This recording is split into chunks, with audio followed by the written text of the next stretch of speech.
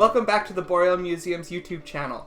Today, we're going to talk about catapults, and we're going to build our little mini catapult. Everything that you need for the little mini catapult comes inside of our little experiment kit here. So we will build it together, and then I'll talk about how it works. Inside of your DIY mini catapult kit, you will find all the supplies you need to build your very own mini catapult. There should be your assembly instructions with target practice on the back, a small wooden spoon, 4 cotton balls, 6 elastics, and 7 popsicle sticks. Alright, time to assemble the catapult. Step 1. Stack 5 of your popsicle sticks together. Wrap an elastic on one side and keep wrapping until it holds the sticks together firmly. Repeat the same process on the other side with another elastic to keep your stack stable. This piece will be the middle and add height to your catapult. Now, take your wooden spoon and 1 popsicle stick. Place the handle of the spoon over the popsicle stick, but leave a small area for the popsicle stick to hang out from underneath. Affix these together with an elastic at the base like we did before.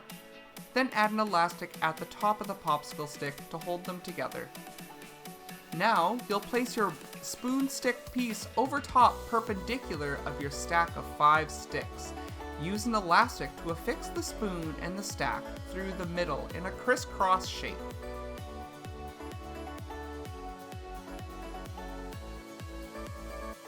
Take another popsicle stick and place it underneath the stack, aligning it with the popsicle stick attached to the spoon. Then attach these ends together using an elastic band at the tip.